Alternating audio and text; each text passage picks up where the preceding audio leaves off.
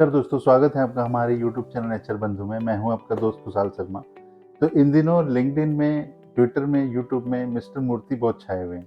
Mister मूर्ति को Infosys company के cofounder हैं, जिन्होंने 2 जुलाई 1981 को इन्फोसिस कंपनी की स्थापना करी और उस कंपनी में आज की डेट में 3,40,000 से भी ज़्यादा एम्प्लॉई हैं, जिसमें 1 लाख से ज़्यादा फीमेल एम्प्लॉई वर्क कर रही है। और इंडिया में एंट्री लेवल की जॉब्स के लिए सबसे ज़्यादा मशहूर हैं आईटी में कि इन्फोसिस में सबसे आसानी तरीके से जॉब मिल जाती है अगर कोई टेक कंपनी के एम्प्लॉई स्टार्ट करना चाहते हैं। इन दिनों मिस्टर मूर्ति ने काफ़ी एक कॉन्ट्रोवर्शियल स्टेटमेंट दिया था कि यहाँ पर इंडियन टेकीज़ को 10 आवर्स काम करने चाहिए, जिसमें काफ़ी सारे लोगों की प्रतिक्रिया है कि आप 8 घंटे की सैलरी में 10 घंटे का काम कैसे करवा सकते हो, या फिर पे मोर गेट मोर, बहुत सारे स्टेटमेंट थे।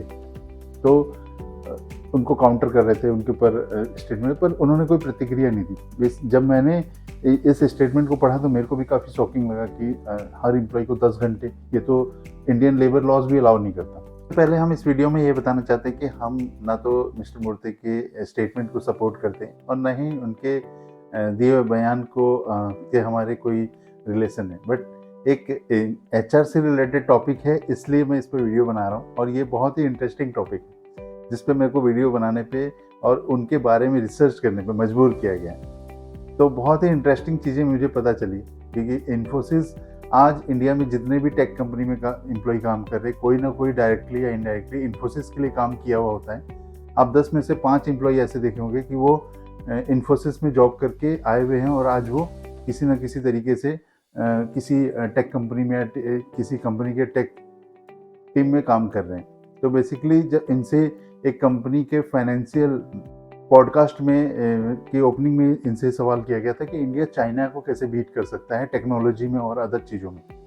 तो इन्होंने बताया कि इंडियन टेक्नोलॉजी काफ़ी अभी पीछे हैं और उसके अकॉर्डिंग इंडियन टेकीज़ को पर डे 10 आवर्स काम करना चाहिए, जिससे इंडिया की इकोनॉमी भी ग्रो करेगी और ज़्यादा मेहनत होगा, ज़्यादा प्रोडक्टिविटी आएगी और धीरे धीरे इंडियन इकोनॉमी और काफ़ी सारी चीज़ों पे स्टेबिलिटी आ जाएगी, ग्रोथ होगा।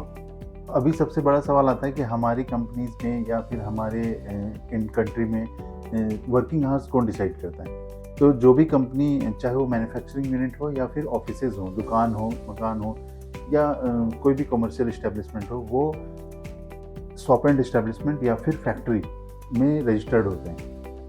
और उसके अकॉर्डिंग फैक्ट्री एक्ट में कुछ रूल्स रेगुलेशन हैं जो कि आपको अलाउ करता है कि आप इतने घंटे की एक एम्प्लॉय से शिफ्ट ले सकते हो, और एक दिन में आप 8 घंटे की शिफ्ट होगी, जिसमें से आपको 1 आवर्स या 45 मिनट 30 मिनट आपको लंच देना होगा, 15 मिनट का टी ब्रेक देना होगा। इस तरह से सेग्रीगेट किए होते हैं। उसके बाद आप अपने शिफ्ट का टाइमिंग ले सकते हो, और अगर कोई कंपनी को मैन पावर की रिक्वायरमेंट है आफ्टर शिफ्ट के बाद, तो वो ओवर टाइम कराती है और उन एम्प्लॉय को डबल पेमेंट करती है उस ओवर टाइम के बदले में, जो कि एज पर एक्ट डिफाइंड है। उसी तरह शॉप एंड इस्टेब्लिशमेंट में भी डिफाइंड है कि आपको कितने हार्स जॉब करवाने हैं। अगर उस हार्स से एक्सीड होता है तो आपको ओवर टाइम पेमेंट करनी है। उसके रूल्स रेगुलेशन डिफाइंड है, जो कि अभी इंडिया में कोई चेंजेस नहीं है। और जो भी हमारे वर्किंग हार्स है वो 8 या 9 हार्स के होते हैं।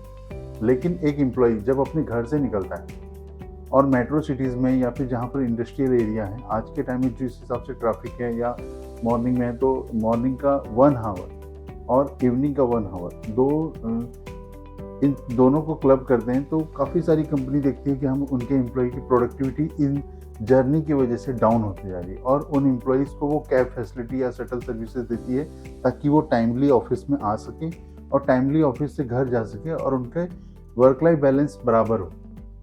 क्योंकि अगर कोई कंपनी में सारे एम्प्लॉय टाइम से आएंगे तो एक दूसरे का कोऑर्डिनेशन टाइम से होगा, उनके टास्क एग्जीक्यूशन टाइम से हो पाएंगे और वो अच्छे तरीके से काम करके प्रोडक्टिविटी बढ़ा करके देंगे।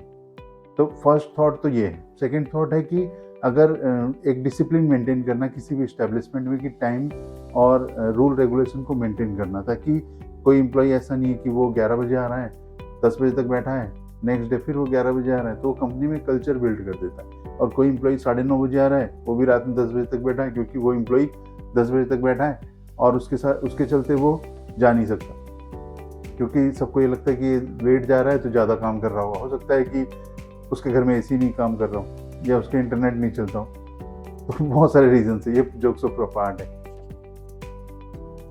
स्टेटमेंट के अकॉर्डिंग 2-3 चीज़ें सामने आई कि सबसे पहले कि क्या हर एम्प्लॉई इन्फोसिस कंपनी में 10 घंटे से ज़्यादा काम कर रहे हैं, या फिर उनके स्टेटमेंट के अकॉर्डिंग वहाँ पर बहुत ज़्यादा काम लिया जा रहा है और एम्प्लॉई को फैसिलिटी नहीं दी जाती है, या फिर वहाँ पर अप्रेजल्स नहीं होते हैं। ये बहुत सारे सवाल उनके इर्द गिर्द घूमने लगे थे जब मैंने ये स्टेटमेंट देखा और उनके बारे में रिसर्च करना स्टार्ट किया। तो सबसे पहले इन्फोसिस के को-फाउंडर जो हैं उनके बारे में बताता हूँ कि वो सोशल मीडिया में काफ़ी पॉपुलर हैं और उनके मोटिवेशनल स्टोरीज़ और उनके जो जर्नी है वो स्टूडेंट्स को बताए जाते हैं ताकि वो मोटिवेट हों और अपने लिए कुछ कर सकें आगे मोटिवेट हो करके। और उनके थॉट्स भी काफ़ी इंस्पायरिंग होते हैं, जो कि अपने स्टूडेंट्स को, अपने जो भी कंपनीज अपने एम्प्लॉय को कोट करती है डे टू डे बेसिस पे। लेकिन जब हमने इन्फोसिस के बारे में पता किया तो naukri.com के एम्बिशन बॉक्स में आप जाके देख सकते हो कि इन्फोसिस के बारे में काफ़ी सारे पॉजिटिव रिव्यूज़ हैं, जो कि वहाँ के एम्प्लॉयज़ जनरली किसी भी कंपनी के एम्प्लॉयज़ उसके कंपनी के ऊपर अपने पॉजिटिव रिव्यूज़ नहीं डालते हैं, कुछ नेगेटिव रिव्यू डालते हैं। लेकिन इन्फोसिस कंपनी में काफ़ी सारे बेनिफिट्स दिए जा रहे हैं, जो कि बेनिफिट में उनके काफ़ी सारे पर्क्स हैं, हेल्थ बेनिफिट हैं और एंटरटेनमेंट बेनिफिट है, लर्निंग मैनेजमेंट से लेकर के उनको कोर्सेज कराए जा रहे हैं। तो रिक्रिएशन के लिए भी उनके एफर्ट होते हैं। आपको बताते हैं कि इन्फोसिस कंपनी में क्या क्या बेनिफिट्स एम्प्लॉय को दिए जाते हैं। सबसे पहला होता है ऑफिस पर्क, जिसमें cafeteria, office gym, child care facility, office cab, shuttle, free meal services, recreational activity, work from home setup, joining goodies and gift and festival support दिया जाता है। उसके अलावा प्रोफेशनल सपोर्ट, लर्निंग जिसमें soft skill training, job skill training, professional degree assistance, international on site exposure, reward and recognization and course reimbursement, ये सारे दिए जाते हैं। और हेल्थ इंश्योरेंस सबसे ज़्यादा इंपॉर्टेंट होता है किसी एम्प्लॉय के लिए।